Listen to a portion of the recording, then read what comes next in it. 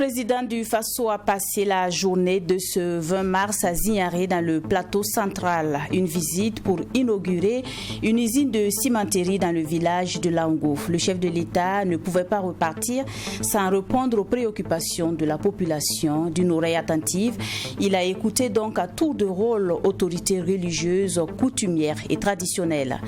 Sanka Finance rejoint enfin la liste des partenaires de l'Agence pour la promotion de l'entrepreneuriat communautaire et la société coopérative Bâtir l'avenir. Ce partenariat a été scellé ce 20 mars à travers une signature de convention. Quel objectif à travers ce partenariat? Élément de réponse dans un instant. Et puis en sport, les Gabelous sont éliminés de la Coupe du Faso par l'Asfa Yenenga. La S-Douane est tombée lors des huitièmes de finale de la Coupe du Faso qui se sont disputés cette semaine. Nous allons revivre ces instants au cours de ce journal. Madame, Monsieur, bonsoir et merci de nous rejoindre. Le président du Faso, le capitaine Ibrahim Traoré, a passé cette journée du jeudi à Zignaré dans le plateau central.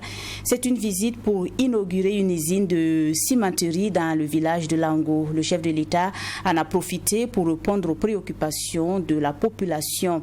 D'une oreille attentive, il a écouté à tour de rôle autorités religieuses, coutumières et traditionnelles venues des quatre coins de la région du plateau central. Le point des échanges avec Alexis Belebnaba.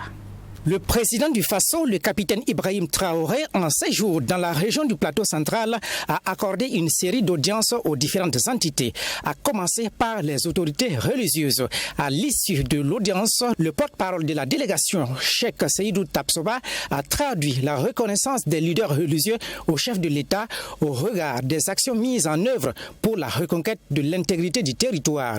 Les religieux ont également soumis des doléances au président du Faso, à savoir le renforcement de la prise en charge des blessés, des veuves et orphelins victimes de la crise sécuritaire. Cheikh Seydou Tapsoba a par ailleurs renouvelé les engagements des autorités religieuses du plateau central à prier pour la paix, la concorde et la cohésion nationale.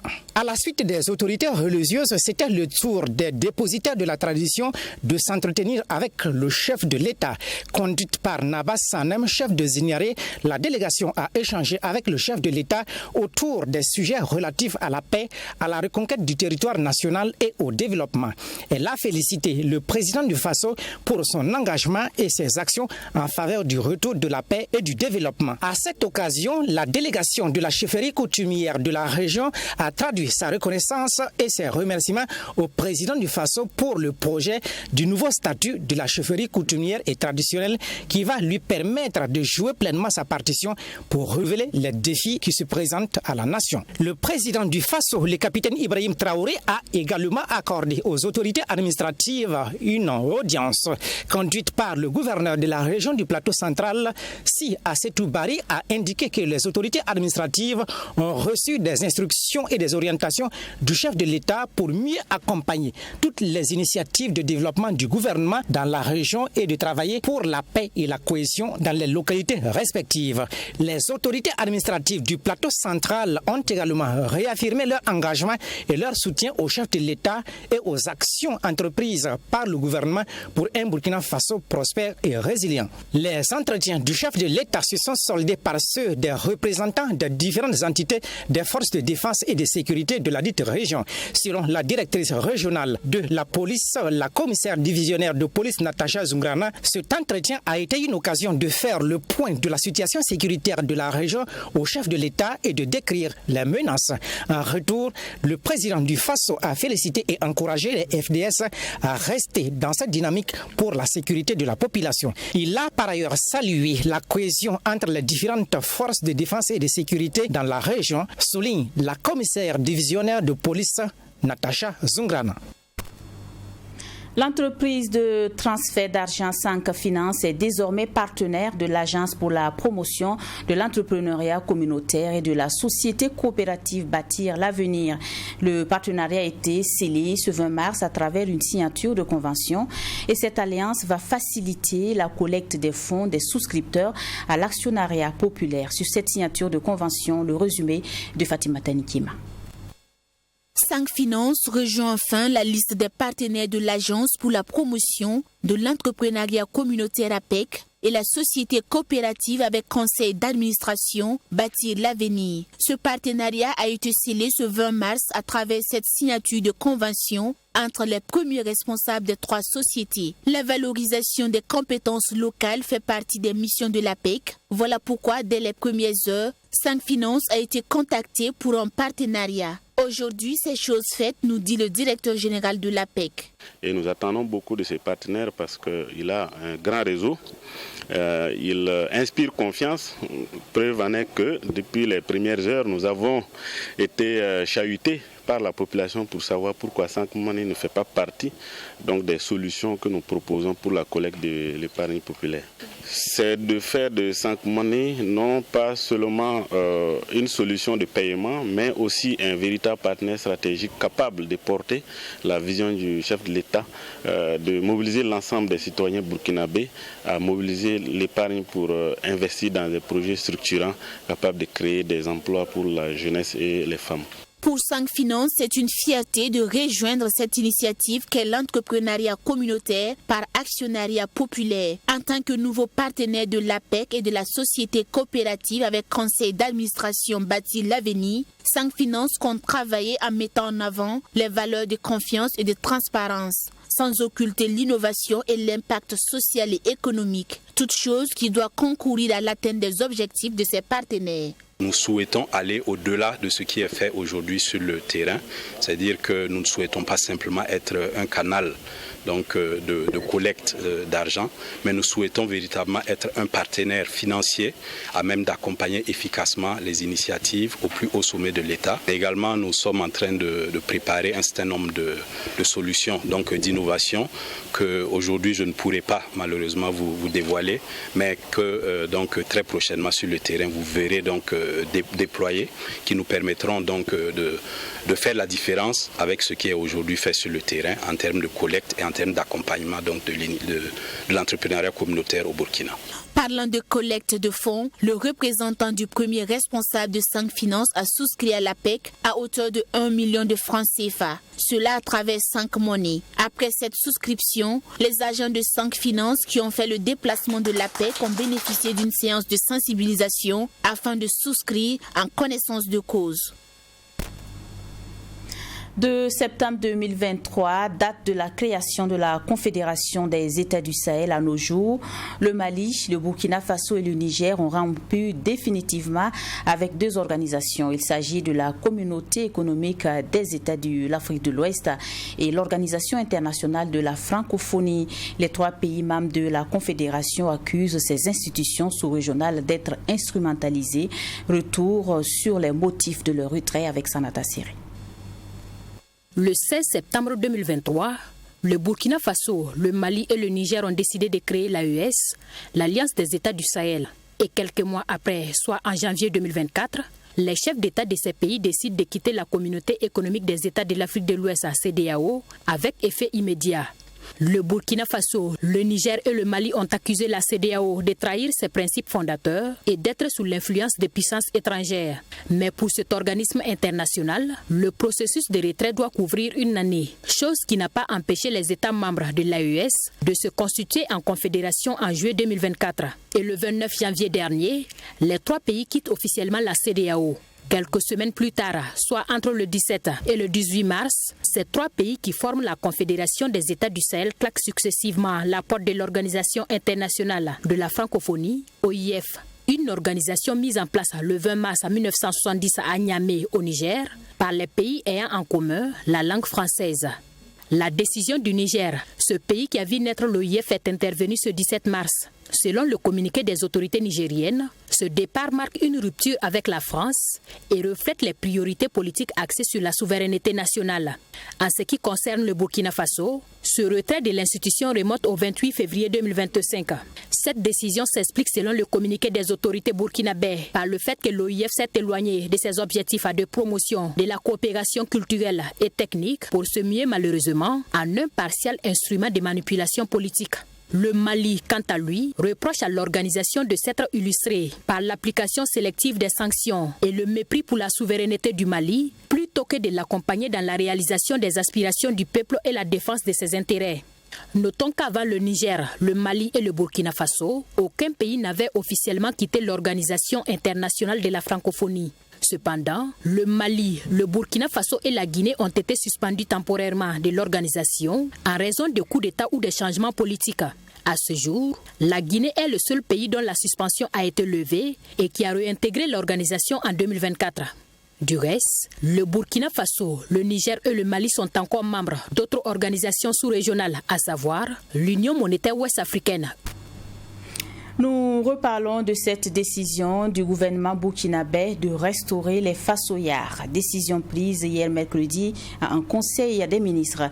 Ces marchés, qui étaient bien connus sous la révolution d'août, ont fait la fierté de bon nombre de Burkinabés. Certains Ouagavillois se rappellent encore cette période qu'ils qualifient de belle époque. Les plus anciens se souviennent qu'avant la dénomination fassoyard, ces marchés étaient connus sous la désignation Sovolcom.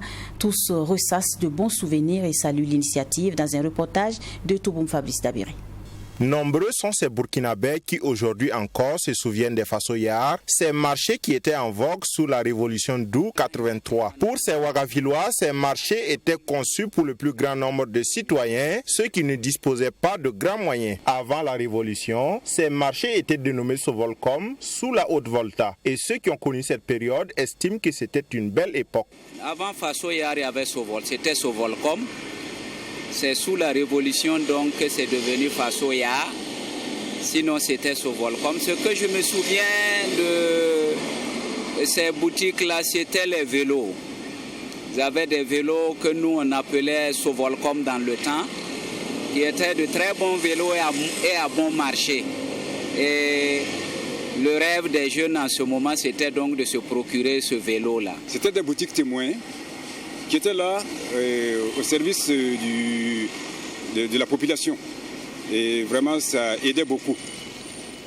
Oui, je me rappelle bien, on pouvait avoir toutes sortes d'articles, même, ça veut dire, les alimentations, les vélos. Je me rappelle bien, on achetait les vélos fassoyards. C'est vrai, nos parents nous achetaient ça. Ça, je me rappelle bien. Nous l'avons connu, nous étions à la fleur de l'âge. C'était un marché national, géré par l'État. Oui, on trouvait tous les articles. Je vous dis qu'on vendait même des vélos. Les articles de consommation courante, le sucre et le lait, il y avait du tout. Ce n'était pas au niveau de Ouagadougou seulement. Je voyais un véhicule de convoi de navettes qui allait dans les provinces aussi. Chargé, on vendait sur le véhicule. La vente en camion. Voilà, ça se faisait, nous avons apprécié ça. Alors, avec 15 francs, 25 francs, 75 francs, n'importe quelle pièce que tu tiens, tu rentres là-bas, tu fais tes achats et puis tu sors. Et sincèrement dit, c'était des boutiques vraiment moins chères, subventionnées par l'État à son temps pour permettre à tout Burkinabé de pouvoir faire ses achats. La décision du gouvernement burkinabé de renouer avec les fassoyards est bien appréciée par ses citoyens qui expliquent qu'ils seront d'une utilité certaine au regard du contexte socio-économique marqué par la crise sécuritaire. Le fait de les restaurer ou de les réinstaurer, c'est une très bonne chose parce que ça va amener donc les commerçants et autres à réfléchir par deux fois avant donc d'agir. Je prends un exemple terre à terre. Vous voyez la spéculation autour du sucre ces derniers temps. Ça fait que c'est les commerçants qui font ce qu'ils veulent. Mais s'il y a les fassoyards, ça va permettre donc d'avoir ces produits-là sur place. Tout le monde ne peut pas s'approvisionner dans les alimentations et dans les grandes surfaces. Aujourd'hui, s'il y a fassoyard, si on implantait fassoyard encore, aujourd'hui, vraiment, ça allait être un ouf pour la population. Si le gouvernement vraiment peut faire comme le marché qui était avant là, en tout cas, ça va nous faciliter de payer beaucoup de choses. Sinon, pour le moment, vraiment, tout chose est devenu un peu cher. On remercie vraiment le gouvernement de pouvoir décider de reprendre avec les fassoyards. Voilà, depuis que fassoyard n'existe pas, alors il y avait la spéculation. C'est les commerçants qui allaient en Chine, qui envoyaient et qui décidaient du prix. Dans fassoyard, le prix même est connu avant d'arriver. Les fassoyards sont les bienvenus actuellement parce que Et c'est pour le bonheur du peuple burkinabé. Pourquoi faire revenir les Fassoyards? C'est parce que dans les années passées, ça a été bénéfique pour les Burkinabés. Ces Ouagavillois encouragent le gouvernement à tout mettre en œuvre pour garantir une bonne gestion des Fassoyards pour éviter que ces marchés ne deviennent des lieux d'approvisionnement de certains commerçants. C'est ce mercredi 19 mars 2025 que le gouvernement a décidé de la restauration des Fassoyards pour rendre disponibles les produits de grande consommation au profit des Burkinabés. Et nous entamons la page sport avec les huitièmes de finale de la Coupe du Faso qui se sont disputés cette semaine. L'un des chocs le plus attendu était celui de l'AS Fagninenga face à l'AS Douane. Chacune des équipes a joué avec beaucoup de prudence et c'est en seconde période que les choses se sont précisées. Les Nyenenguistes se créent des occasions qui finissent par éliminer les Gabelous de la Coupe du Faso. Les détails avec Yacine Sawadgo. L'AS Fagninenga tombèrent l'AS Douane en huitième de finale de la Coupe du Faso. Ce mercredi dans le stade Issoufou Joseph Konombo, le résultat en fin de match était le moins attendu avant l'explication. Les choses sont allées plus lentes dans la première partie du match. La prudence était perceptible dans le rectangle vert, peut-être des consignes données par les différents coachs. Les occasions se comptaient au bout du doigt. En seconde période, la physionomie du match a changé. Les Nyenenguistes prennent le jeu à leur compte avec des situations de but et pas des moindres. À force de pousser, les jaunes et verts obtiennent un coup franc à l'entrée de la surface de réparation des Gabelous. Amidou Nitiema surprend le portier Ahmed Zégué Traoré et loge le ballon dans les filets.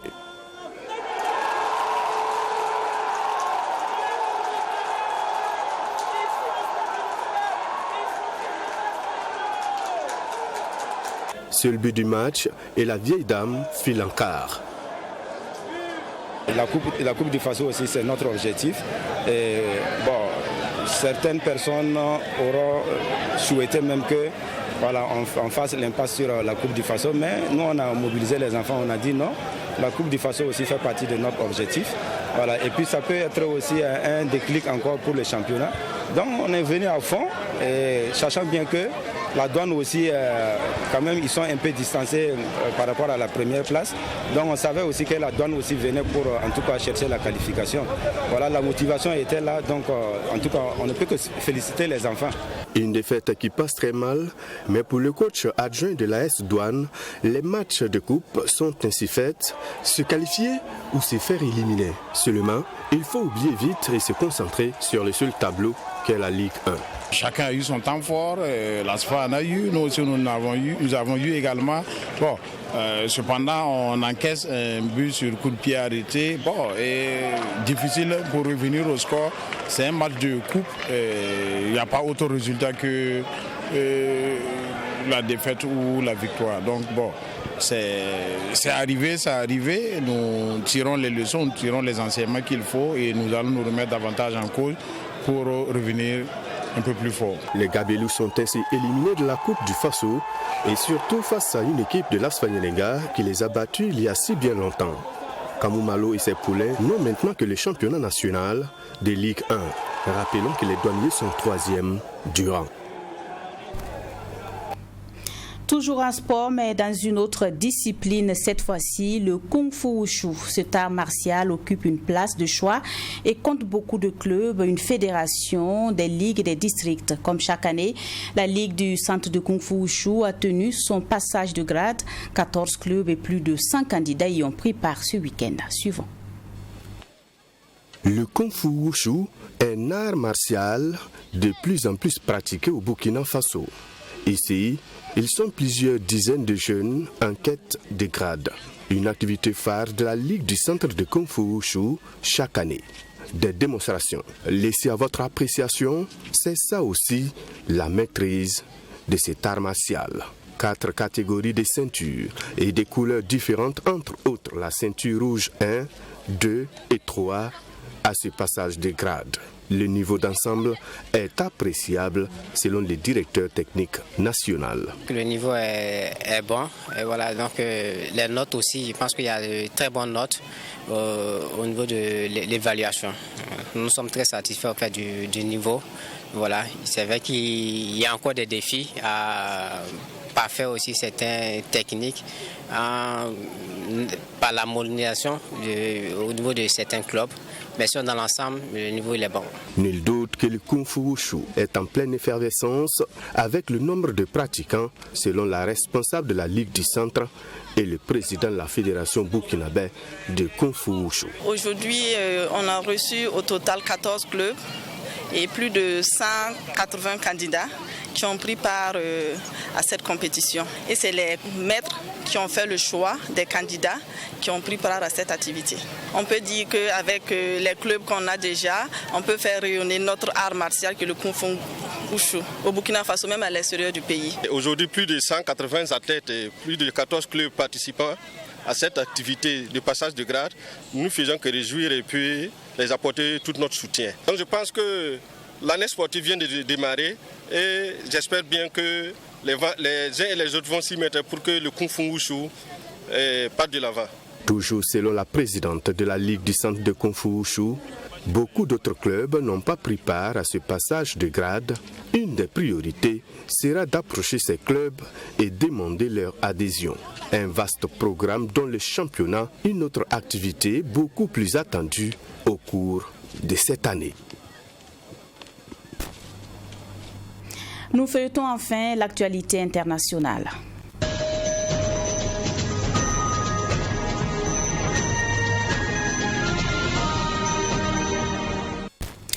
Escale en Côte d'Ivoire pour ouvrir cette page internationale. Charles Blé Goudé et Laurent Gbagbo sont les grands absents de la liste électorale provisoire de la présidentielle d'octobre 2025 en Haïti. Les populations se révoltent contre les gangs pendant qu'au Soudan, les affrontements entre l'armée soudanaise et les forces de soutien rapide du côté de la RDC avec un cessez-le-feu non concluant. Le M23 continue de gagner du terrain. Le tour de l'actualité internationale avec Chloé Didjoy et Aurélie Takbara. Après la publication de la liste électorale provisoire, les partisans de Charles Blé Goudé et Laurent Gbagbo sont montés au créneau pour dénoncer l'absence de leurs candidats. Les deux candidats à la présidentielle d'octobre 2025 n'ont pas leur nom inscrit sur la liste électorale provisoire. Le COJEP réclame alors la réintégration de Blé Goudé et appelle à rétablir ses droits. De son côté, le PPACI annonce qu'il usera de toutes les voies légales pour obtenir la réinscription de Laurent Gbagbo, rappelant que la Cour africaine de justice avait exiger son retour sur la liste électorale. Une période de contentieux décisive est prévue pour s'ouvrir le 22 mars prochain. Elle permettra donc d'en savoir plus sur l'omission, la radiation d'un électeur ou la réparation des erreurs matérielles en attendant la publication de la liste électorale définitive en juin. À Port-au-Prince, en Haïti, c'est avec les armes que les populations ont décidé de résoudre leurs problèmes. Les habitants du quartier Canapé Vert se sont armés de machettes et ont bloqué les routes menant à leur secteur avec des arbres et des pneus en feu pour empêcher un gang d'y pénétrer. Les riverains regrettent l'inaction de la police après qu'ils aient lancé plusieurs appels à la protection et reprochent au gouvernement le pouvoir incontrôlé acquis par les gangs dans la ville. Le gang qui menace le quartier fait partie de la coalition Vive Ensemble qui a déjà pris le contrôle de 85% de la capitale. Les tensions s'intensifient entre l'armée soudanaise et les forces de soutien rapide. Des affrontements farouches entre les deux camps sont intervenus hier mercredi près du palais présidentiel à Khartoum. La télévision publique a cependant annoncé ce 20 mars que l'armée soudanaise serait sur le point de reprendre le contrôle de la présidence. Notons que ces deux forces, à l'origine du coup d'État contre la transition, s'affrontent depuis avril 2023. Un conflit qui, selon l'Organisation des Nations Unies, a déjà fait des dizaines de milliers de morts et 3,5 millions de déplacés dans la capitale soudanaise.